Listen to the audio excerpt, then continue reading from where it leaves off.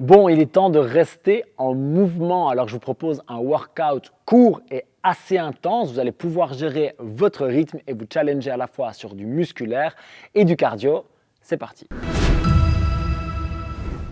Ça faisait assez longtemps que je n'avais pas fait une vidéo de workout et j'en ai pas encore fait sur cette chaîne. Je suis content de vous présenter cet entraînement qui va être un bon moyen de bouger en fonction de votre niveau, également du matériel que vous avez à disposition. Je vais pour ça vous donner toutes les options. Avant de démarrer, une petite précision, j'ai fait une version très adaptée de cet entraînement que vous pouvez proposer à n'importe qui. Alors par exemple, si vous êtes avec vos parents, vos grands-parents ou quelqu'un simplement qui n'a pas bougé depuis longtemps et que vous voulez faire la séance avec lui, vous renverrez à la fin de cette vidéo vers celle que j'ai faite sur ma chaîne Jack's Team qui est vraiment adaptée à tout le monde mais qui garde le même format. Donc vous pourrez le faire ensemble facilement. Ok, on est parti pour 1 minute de travail, 30 secondes, 1 minute, 30 secondes, 1 minute et puis 1 minute de repos. Alors le plus simple si vous voulez mettre un watt timer, c'est de mettre des séquences de 30 secondes et alors vous en faites 2 quand il y a 1 minute à faire, une seule quand il y a 30 secondes, 2 quand vous avez 1 minute de repos, etc. Vous avez compris le principe. Et pour vous faciliter la vie, je vous dis déjà que vous pouvez mettre 28 intervalles de 30 secondes et ça tombera juste. La première séquence d'1 minute, on va faire du 2 dumbbell thruster. Alors l'idée c'est que je pars avec 2 haltères parce que ce sera utile pour la suite de l'entraînement. Mais si vous voulez le faire avec la barre, aucun problème. Pour ceux qui ont déjà fait des thrusters pendant 1 minute, c'est très long. Prenez une charge avec laquelle vous pouvez faire au moins le premier tour. Unbroken. Si vous devez faire des pauses en haut, pas de problème, éventuellement en front rack, mais je ne vous le recommande pas. Mais le but, c'est de ne pas déposer la barre ou les haltères pendant la première minute de cette séance. Pour les 30 secondes suivantes, je vais partir avec ce qu'on appelle des Renegade Rows. Je vais me mettre en planche sur les haltères, vous comprenez maintenant la logique des 2 dumbbells, et je vais garder un bon gainage en venant tirer une charge et puis l'autre en alternance pendant les 30 secondes. La minute suivante, ce sera peut-être la plus dure musculairement parce qu'on va faire 1 minute de pull-up. Alors, je vais vous donner des options parce que vous n'avez pas tous une barre de traction à la maison, c'est cool. 1 minute de pull-up, vous pouvez faire bien sûr du jumping pull-up, vous pouvez faire du keeping pull-up.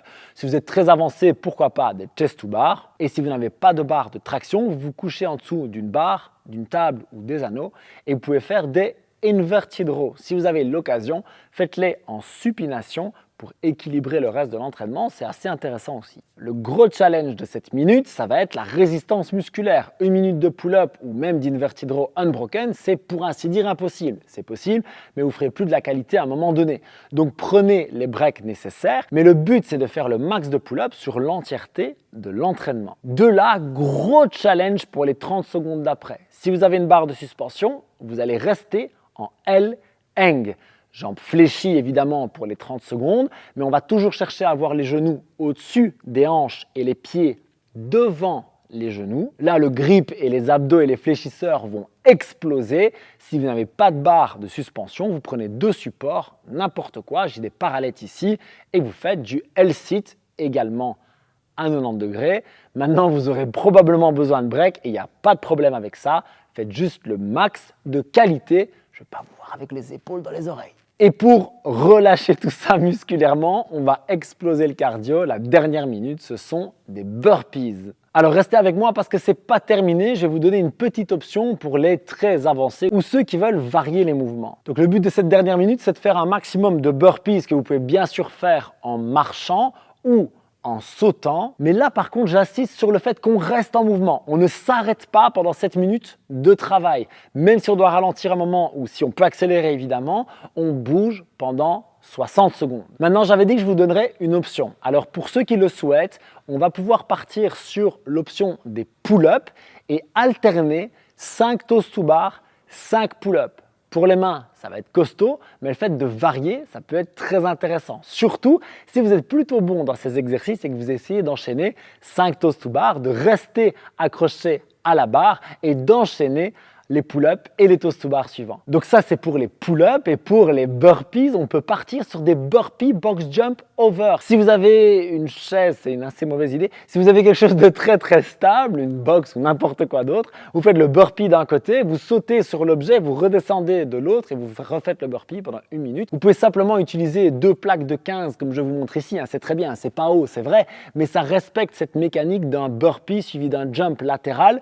Ça peut être intéressant, même si vous n'avez pas de box, box, si vous n'avez pas quelque chose d'assez haut, c'est cool quand même. Bon, donc après tout ça, on fait une minute de repos. Ça fait un round et il y en a 3. Ça va être très cardio. 14 minutes d'effort, puisqu'un round fait 5 minutes et qu'on ne prend pas la dernière minute de repos. 14 minutes pour se challenger à fond. Prenez les repos nécessaires, sauf dans la minute de burpee ou burpee box jump over, où là, je veux vraiment que vous vous défonciez. Je vous écris le workout dans la description pour vous faciliter la vie. Et si vous voulez faire l'entraînement avec quelqu'un qui est moins fit ou moins spécialisé en CrossFit que vous pouvez regarder cette vidéo ou lui partager directement pour faire la séance ensemble. C'est exactement le même format, avec d'autres mouvements. Et si avant de démarrer, vous voulez des conseils pour améliorer vos pull-ups, j'ai fait cette vidéo qui va beaucoup vous aider. Prenez soin de vous, on s'entraîne avec intensité, intelligence. Train hard, train smart, bon WOD, peace.